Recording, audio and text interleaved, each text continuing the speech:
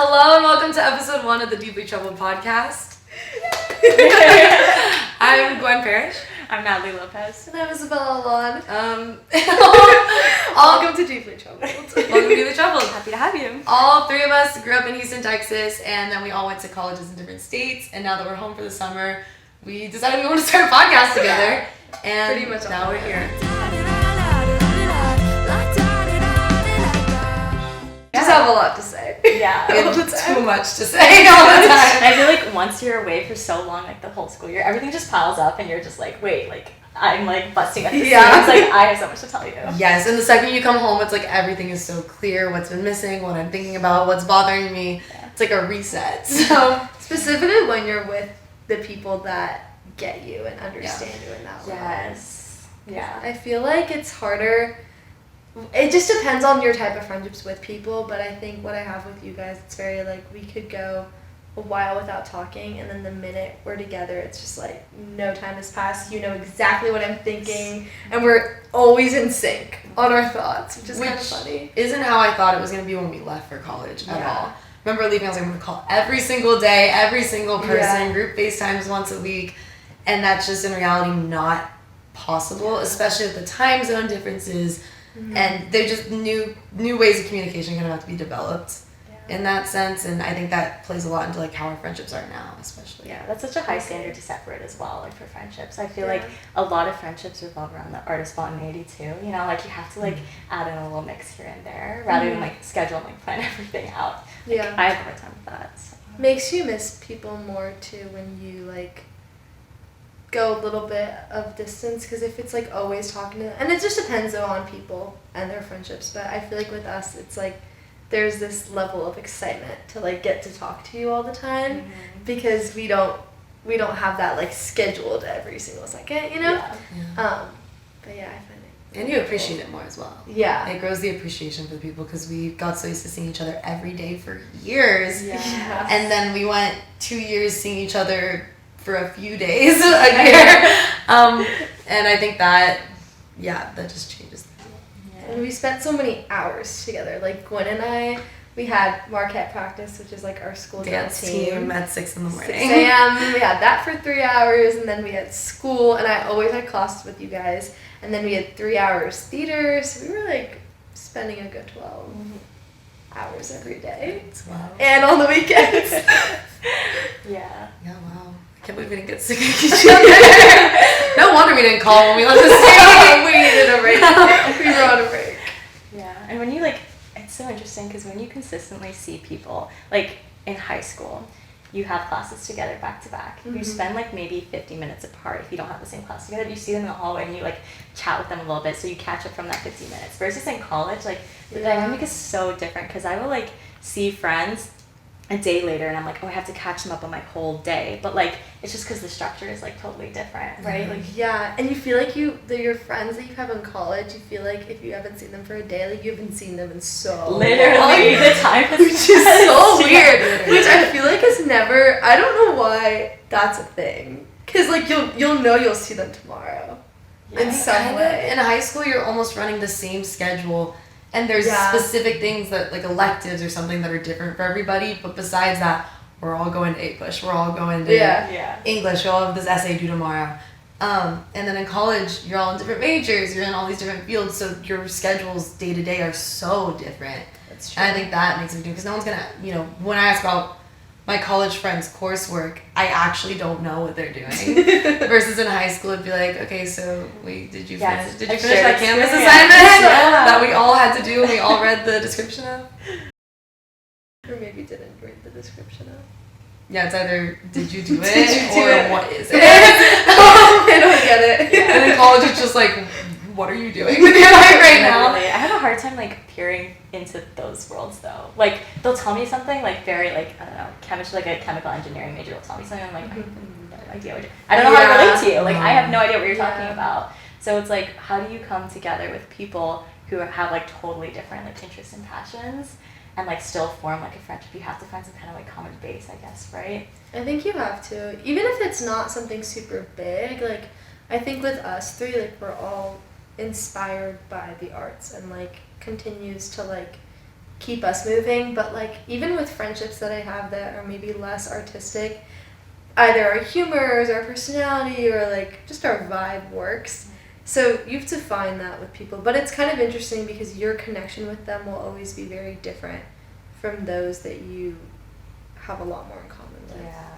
It's also a different, just the way you learn people is so different, and it requires more curiosity and more of a social battery because there's just so much more knowledge you need to take in and retain to know this person. Yeah. On the level you're used to knowing people if you went to high school in the same place for a long period of time, because you have to learn their life and also them in general. So it takes more openness, which is something you almost have to build up the ability to do consistently. I also feel like, especially when you meet new people, there's like, if you can't find a common ground right away, it's like, at least with me, I get very like anxious, or also like I don't really know how to find that common ground. Like it takes me a lot longer to like build that relationship with somebody that I don't inherently have like everything in common with. Mm-hmm. But I do find that those friendships end up surprising me because it's like I didn't really know that we would click, or I knew we would somehow click, I just didn't know what it would be.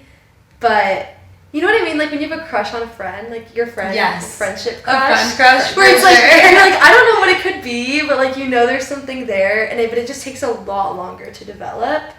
But that's another thing. Like I feel like in high school or middle school, especially with us, since we all kind of went to the same like district of middle high school, it's like you're always surrounded by these people, so it's like a proximity effect with your friendships.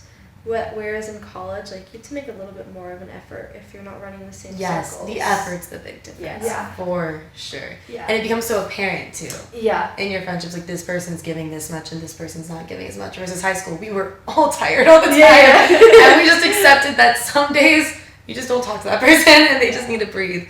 And in college, I think that's a bigger deal if that happens. Yes. That's the end of that sentence. I agree. Yeah.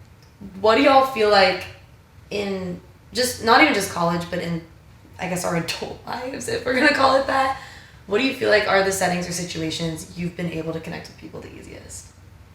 Are there any that stand out to you as, this is where I meet good friendships, or on the opposite end, are there places that you're like, this is, I just kind of go and I exist, but I don't actually meet and connect with people? That's it for me. Kind of like not having any expectation. I end up finding like people serendipitously.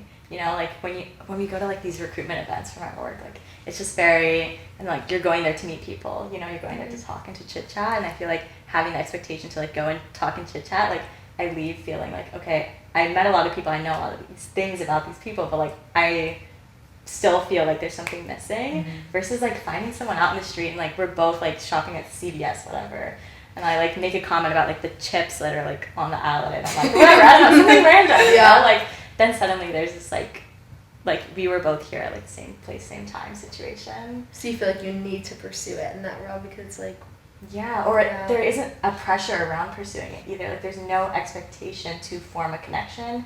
It is what it is, and then like see where it goes from there.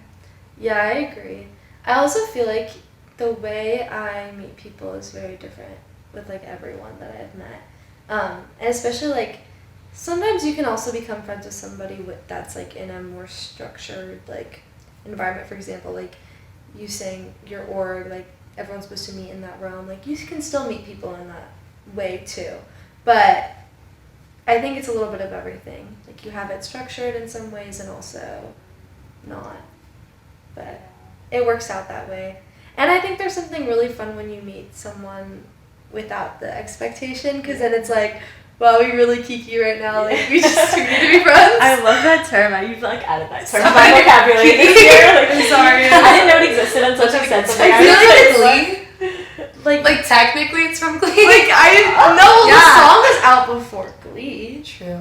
I only know here's the thing, it I became think- culturally significant with Glee. I think as most things do. kiki is like a double entendre, and I like to use it because a lot of people get confused like what I'm really using it for. Like every single time I say to the kiki point in where front of people a accept man. it. Yeah, but every single time I use kiki in front of a man, they're like, what? And I'm Wait, like, I feel like men respond better to the word kiki. I've never had that experience. Maybe they are for you. Arts major. Like, maybe they just get it. Yeah, probably. Wait, I had a question I forgot. Come back to me. What was your answer to your question? Yeah. Oh, I should have thought of that, shouldn't I? I was like listening. Load it up. Yes, you're right. Yeah, I think, again, something where you have something in common with people. For me, I feel like it's a little less serendipitous. Like things that I'm in the theater a lot. I'm on sets a lot. Mm-hmm. I like to go watch sporting games in public a lot. I feel like those things where I'm going with almost a task that's the same as these people, but I don't know who's going to be there. So, like, for example, watching the World Cup a lot. We go to these, like, sports bars or these restaurants or these places that are doing watch parties for the game. And I'm going there with the intention to watch the game and also knowing that people there are going to be watching the game as well. Yeah. But I don't know what types of people I'm going to run into. So I'm just kind of talking to those people. I feel like in terms of connecting with strangers, that's definitely the one where I connect with them the most. And I'm most likely to retain those friendships after that. Either that or we're working on something together, just specifically in my field. Yeah. I need to get braver at talking to people just in a CVS in the chip aisle. I feel like we've gotten better at that this summer. Really? Are you thinking of someone in... I mean, maybe we didn't meet the best people yet, but... But you're meeting people! We're meeting But people. we're meeting people. Like, we just went to this yoga at Zolker Park. Like, it's free and everyone just, like, brings their mat outside and you see, like, downtown and the sunrise or whatever. And we had the intention where, like, we are going to meet 2 people and, like, become friends with them. And then now they're a little odd. But, like, other than that, they were great at the start. And we were like, oh my god, we did that.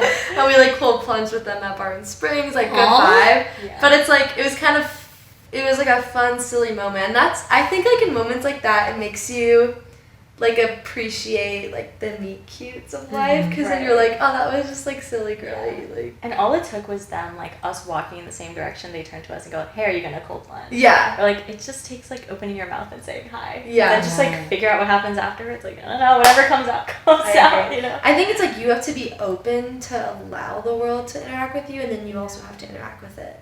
Because then you just create this energy of, like, being susceptible to those experiences, if that makes any sense. But yeah. And the worst thing that happens is you don't connect to that person and you move on. Yeah. And My it's the favorite same is how as- Nat leaves the situation anymore.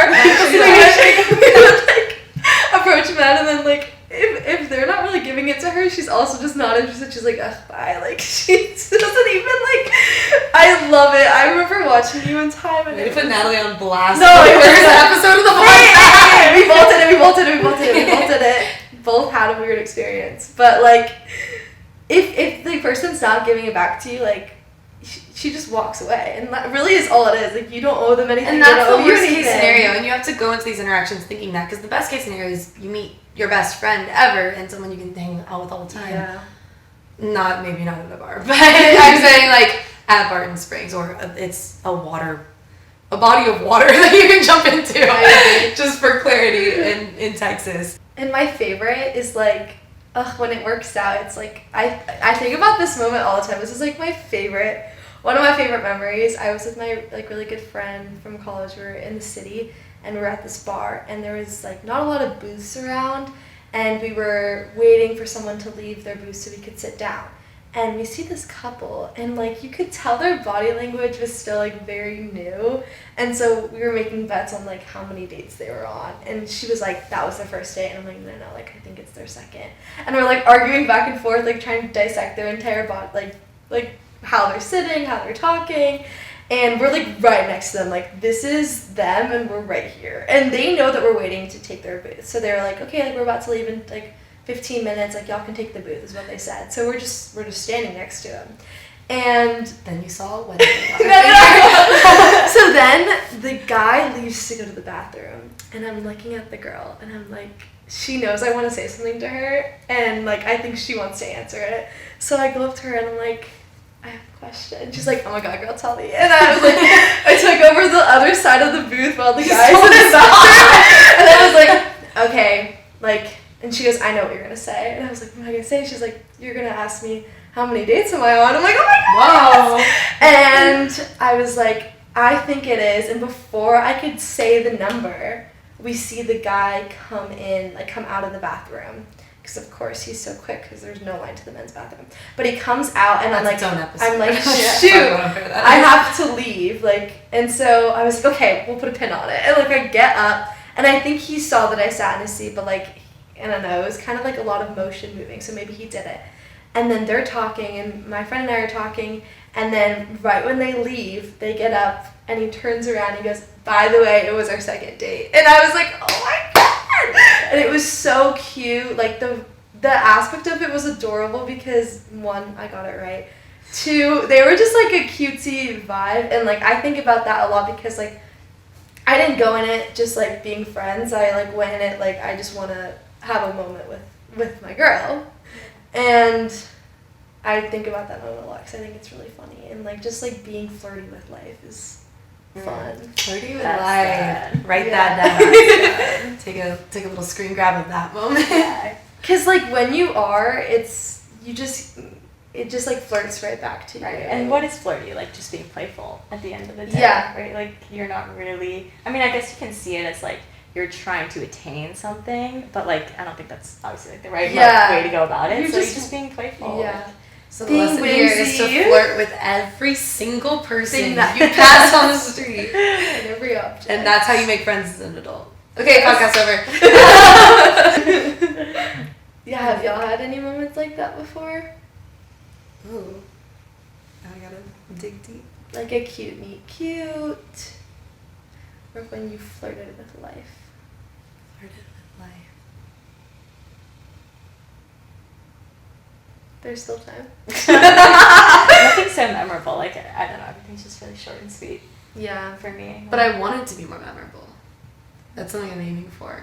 I think I've gotten so in a habit of meeting people in a work environment. Mm-hmm. And I formed great friendships there because we're literally solving problems together and we're creating something together, which is my favorite way to connect with people. Mm-hmm. I also think I need a balance of people outside of what I do, which is hard. I think it's harder in college specifically, especially I'm in a college town. So in the college town, there's only so many young adults who are doing something different than what I'm doing that I can frequently interact with or meet. And so I think it's more of when I'm here or when I'm back home or I'm going abroad next semester. So definitely when I'm there, taking those chances to try to have more of those opportunities. But then when you have an opportunity like that, do you ever think about wanting to establish a reoccurring friendship with those type of people? Would you have asked her oh wait, can I ask your number? Can we hang out sometime? I Or think when if do it you was a reach that? longer experience, we were talking. I forgot to mention this. I was asking her when I sat in the booth before I asked the date. I was okay, so what do we like about him? What do we not like about him? And we were just talking about it. But I think in that setting, it's a little difficult because it's he's coming back. I don't want to ruin her date, and then she's now gonna leave. And also right when we first were in the bar, she was oh, we're about to leave in 20 minutes. So there's already a time crunch. It feels like. But sometimes when you're approaching other people, it's more of a read the room type situation. Because after that night, or after that experience, we were okay, let's just approach a bunch of people on the spot. Yeah. And in You got that some realm, energy. yeah, I was let's keep this going. Yeah. In that realm, it's a little bit easier, but I think that's the whole thing. In the moment when it's just a little cute moment versus I could be friends with this person. Not that I couldn't be friends with her probably, because we definitely would kiki, but it was just it was good for what it was. And you will, it's feminine intuition. You'll know when or not to No, yeah, I agree. I think it also takes seeing them again or a longer yeah. period of time where you guys were talking, right? Because if it was so short, then what are you gonna do? Yeah.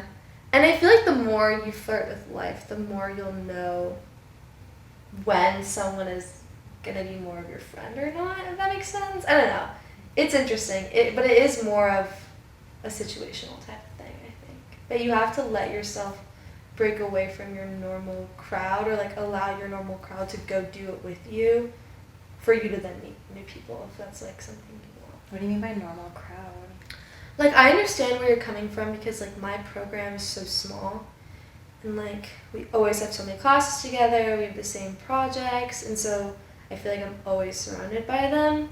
And you have to purposely allow yourself to, like, meet people outside of it. Or if you are going to hang out with those people while going out, like, they should also interact with the world with you. Yeah. Like, you're gonna go up to somebody and they're gonna go up to somebody, and then you can, like, all hang out as a group too. It's fun as well, but, like, allow yourself to separate in some way, so then you can have different types of people. That's what I love about y'all, because I feel like we do that so effortlessly. Yeah. Like when we were in Panama City and it was just like all of us going out, and I was like not worried at all. You know, we were having fun, and then like everyone would like We, like, get napped, approached or woke like up. talk or Yeah. whatever. Yeah. We like found like a little league game and then didn't see Isabella for like 4 hours. Like, she'll come around at some point. On a different note from meeting people, what do you think the secret is to maintaining long-term friendships? That's good. No pressure. Something I think about a lot is you have to grow together in some ways. Like, if somebody's growing and the other person isn't, it's really hard to keep a friendship. I think maybe specifically in where I am right now in my life, like, there's just so many changes, like from middle school to high school to college to the real world. Like, these are all, like, really big pivotal moments in growing up. And I found in maintaining friendships specifically for me is if the other person, if they're not growing sort of in tandem with me, it's like I cannot relate to you, I can't keep in touch with you the same way. And it's so weird because I had this one friend that I thought we would be friends forever, and, like, she's still the same person that she was back in high school, and there's nothing wrong with that because, like, people's timelines are very different, and it doesn't mean that has to be super in sync with you, but, like, there has to be this level of where you are growing together. Because if someone is falling behind, it's like, how do you pick them back up and keep yourself moving while also, like, growing with everyone else around you? I don't know, there's just so many pressures and different external forces that it's kind of hard to keep someone else up all the time. So I would say just a friendship that doesn't become draining to you. Is that kind of a thing that can Yes and no. end a friendship for you? No, I'm definitely the person that will, like, be there for you. Like, I feel like that's always been my nature. It's just more so, like, the way they move in life is similar to the way I move. The certain practices that they're doing, like, their morals, their compass, their aspirations. Doesn't have to be the same aspirations, but they're, like, aspiring to do something. Like, that motivational type of vibe has to be the same for me. Interesting. I feel like you have to have it's a uniting interesting. factor. Yeah. Definitely needs to be this. I think morals is the biggest one for me, Yeah. for sure. I think a moral can make or break my ability to just comfortably exist with that person, I guess. And maturity and, like, Yeah. that's, like, I think that's also a really big thing. I guess the question was, like, maintaining long-term friendships as if there's one type of friendship. I do think it depends on the type of friendship. Like, I have my close inner circle. Yeah, I have the that's people true. that are, like, more unexpectedly that I'm still in touch with. I have the people that I also were unexpectedly I don't keep in touch with anymore. And then different friendships just require different levels of commitment. They require different things. And I think the key is a mutual understanding for me on what Yeah. those are.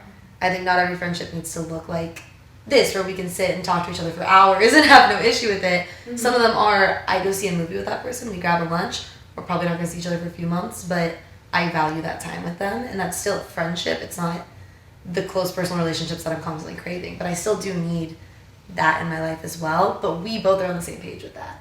Mm-hmm. I think when the disjointedness comes is when, and what builds up almost like an animosity towards each other, is when, oh, I thought we were on this level, we're on this level, like, we don't understand with each other. I think that's the key to surviving a long period of time. I agree. Yeah. What do you think, Nat? I mean, it all goes back to communication, right? Like, All roads like, lead to if communication. you're not on the same page, like, therein lies your issue. Mm-hmm. But I do think, like, a uniting factor is really important, obviously. And I think that, like, a really strong one is, like, morals and values, and, like, yeah, like, things that you already carry with you in your life that the other person already also carries with you in your life, or in their life. And that's like even more impactful than like interests or hobbies or like you know. I agree. I feel like also specifically with keeping long relationships is that and this could be just something for, I think it might be more of myself, like I need somebody that's pretty like introspective with the world. Like as you grow up, like you're also deepening your morals, you're deepening your aspirations. Like it's not just like, oh, I have a dream. It's like, really, what is that? And you're trying to figure that out. Like I just want I just like when people are very, they know exactly, or they're very susceptible to like learning a lot, whatever that is. Because like there's people that I know that will like say something, but they don't really know what that means, and you don't have to know what it means, but you have to like allow yourself to learn more about it. And I feel like I keep friendships with people that are deepening in some ways. So for like you guys, like you want to be an actress, you have a lot of passions in like the fitness, the wellness, and the art community as well, and like you are constantly pursuing that in some way. You're constantly learning or becoming a better person within that realm. And like that I really love. Like that I work really well with. So you take a lot of inspiration, motivation from people others, around you. Yeah. And if it's not giving you that, it kind of doesn't work as well. It falls Makes a little sense. flat in some ways. I think it just takes knowing that about yourself as well to be able to even like start these friendships with other people or to grow friendships. Yeah. Like you just have to know what you need. Yeah. Do we have any final thoughts? Anything else we want to discuss with each other about? I guess we've gone from beginning friendships, we've gone to how we connect with strangers, how we are hoping to connect with strangers, and then long-term friendships, what that looks like for us, how that impacts our life. Do we have any other? She's so good at leading. Do we and I lost it. Wait, what she said? Killed my groove there. Sorry, No, I'm just kidding. I distracted. I'm trying to think if I have any other things in friendships that trouble me. Be friends with people that lift you up. Yeah, last words. Be friends with people that make you happy with their not even happy, but just fulfilled in your life, I guess. I think I think one of the biggest things that's become apparent to me in college specifically, and as just an adult in general, is how impacted I can be by the people surrounding me. And people have been saying that their whole lives. Yeah. I think in high school, though, I was just so much more accustomed to it being a very set schedule, being a very set, like I didn't really have as much of a choice and it was around me. And now that I have a lot more independence and autonomy and I have the power to make decisions in my life, it almost feels like polarized in how much I'm impacted by the people who are especially closest to me. If that makes any sense, what I just said. No, it doesn't. But yeah, and that's a tough decision sometimes too. It's really hard to realize somebody is harming you more than they're helping you, especially if they've helped you a lot in your life or in the past, and noticing change in people and in your relationships and in your friendships. So it's like noticing how you feel after a conversation or an experience with somebody. Like there's no better feeling when you come out of hanging out with somebody and you're like, wow, like that was just so fun, and you're just like kind of giddy and you're like, oh my god, I can't wait to see them again. Like those feelings after tell you a lot about how someone should be or shouldn't be in your life. Energy doesn't lie. Yeah. Like energy doesn't lie. That's true. Agreed. Say it. Energy doesn't lie. Energy doesn't lie, I promise. Should we introduce this end segment? Or yeah. And what we're going to do today is... Oh, we're actually... Okay. And because this is the first episode, we're kind of workshopping how exactly we're going to do this. So an idea we have is to talk about something that's relieved our troubles this week. And that kind of just means... brought us some joy. It can be whatever you want it to be. We'll explain it in the episode. For me, I'm going to do something that brought me some joy this week. And for me, it was the World Cup. And it was, I think I've gone somewhere every day to watch a World Cup game in a different setting with different people. And that brings me so much joy. So that's mine for this week. My joy is, this is not that big, but my boss asked me how my fourth was. He cares.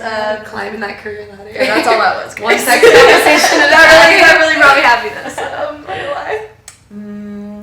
Mine was probably just going for a walk at the park. Yeah. Yeah. Listening to the sounds, and like I needed like a retreat. From Are you a no music walk person? Lately, yes. Really? But usually no. I need to become that. Yeah. Teach me your ways.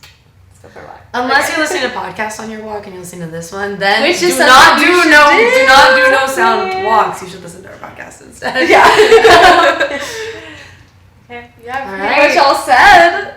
We love you guys. Stay troubled. Yay, we did it! Thank you for watching. Thank you We for appreciate watching. it. See you on the next episode. Hey.